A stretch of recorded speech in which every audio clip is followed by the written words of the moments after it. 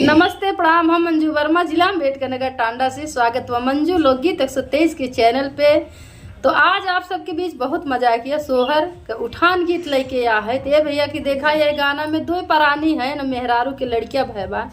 तो मर्द देखा सौरी सपरा लग जात है अकेलत मेहरारू कहा तो सास ननद तो देवर के जेठान के देवरान के केहू हमरे जरूरत ना हमार मर्द उतना काफ़ी कुल कैली। तो गीत में सुने कैसे कैसे का मर्द सपरावत बा। आप लोगन सुनिए पूरा गाना। अच्छा लगी वीडियो शेयर करिए, लाइक करिए, कमेंट भी बताइए गीत कैसे में। मंजू लोकगीत 123 की वीडियो को शेयर करिए। और भैया जे भी चैनल पे आई हैं चैनल जरूर सब्सक्राइब कर दी। नया गाना तबे मिली। सभी दर्शक का नमस्ते प्रणाम। हम नीलम टांडा जिला अम्बेडकर नगर से। तो आवे सुने सोहर उठान गीत। कवन काम कैसा सुनन दिया जेठनिया हमारी छोट का देवरवा हमारा छोट का देवरवा हमारा। कवन काम कैसा सुनन दिया जेठनिया हमारी छोट का देवरवा हमारा छोट का देवरवा हमारा हो। ये बहिनी बना रहा है पियावा हमार मोरे गाढ़े दिनवा काम अइले हो। ये बहिनी बना रहा है पियावा हमार मोरे गाढ़े दिनवा काम अइले हो। मेहरारू कहत बा कौने काम का सास ननद जेठान और देवर ए भैया हमार मर्द तो कुल खुद अकेले कैले थे नो काफी हैं। हमरे गाढ़ दिन पे हमार मर्द काम दिए हैं। तो देखा आगे लाइन का बा। खटिया से उठत आवे धाना का जगावत आवे लालना खेलावत आवे लालना खेलावत आवे हो। खटिया से उठत आवे धाना का जगावत आवे लालना खेलावत आवे लालना खेलावत आवे हो। ये बहिनी बना रहा है पियावा हमार मोरे गाढ़े दिनवा काम अइले हो। ये बहिनी बना रहा है पियावा हमार मोरे गाढ़े दिनवा काम अइले हो। देखा इतना मर्द चालू बा। खटिया पर से जैसे उठी हैं अपने मेहरारू जगा दी हैं और लड़कियां भैया काने टांग ली हैं।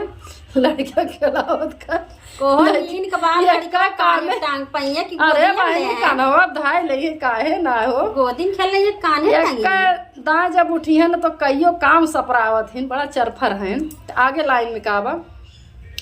कवने काम कैसा सुनन दिया जेठनिया हमारी गाऊरा देवरवा हमारा छोट का देवरवा हमारा हो। कवने काम कैसा सुनन दिया जेठनिया हमारी लाहुरा देवरवा हमारा छोट का देवरवा हमारा हो। ये बहिनी बना रहा है पियावा हमार मोरे गाढ़े दिनवा काम अइले हो। ये बहिनी बना रहा है पियावा हमार मोरे गाढ़े दिनवा काम अइले हो। रसोईया से निकलत आवे चाहिया बनावत आवे सोठ बेसानी पीसत आवे दाना का खियावत आवे दाना का खियावत आवे हो। रसोईया से निकलत आवे चाहिया बनावत आवे सोठ बेसानी पीसत आवे दाना का खियावत आवे दाना का खियावत आवे हो। ये बहिनी बना रहा है पियावा हमार मोरे गाढ़े दिनवा काम अइले हो। ये बहिनी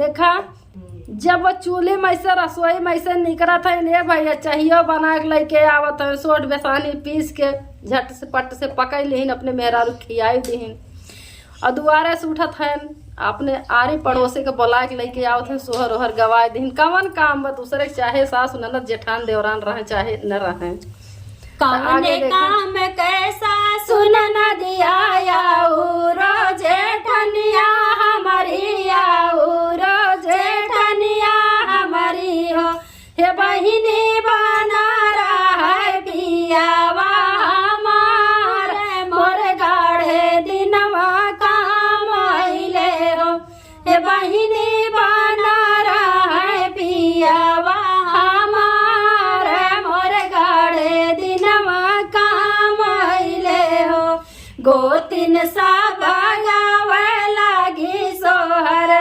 गावे लागी सासु नदिया दुआरे बागे मूड़ कपा पीटे लागी मूड़ कपार पीटे लागी हो गोतिन सा आवे लागी सोहर गावे लागी सासु नदिया दुआरे बागे मूड़ कपार पीटे लागी मूड़ कपार पीटे लागी हो हे बहिनी बना रहिनी कावनाई राम हमरो बाट की कुली भातार करे हो हे बहिनी कावनाई काम हमरो बाट की कुली भातार करे हो कवने काम कैसा सुन न दिया रो जेठनिया हमारे छोट का देवरवा हमारा छोट का देवरवा हमारा हे बहिनी बना रहा है पियावा हमार मोर गाड़े दिनवा काम आइले हो हे बहिनी बना रहा है पियावा हमार मोर गाड़े दिनवा काम आइले हो ऐसा मर्द सबका मिले धन्यवाद।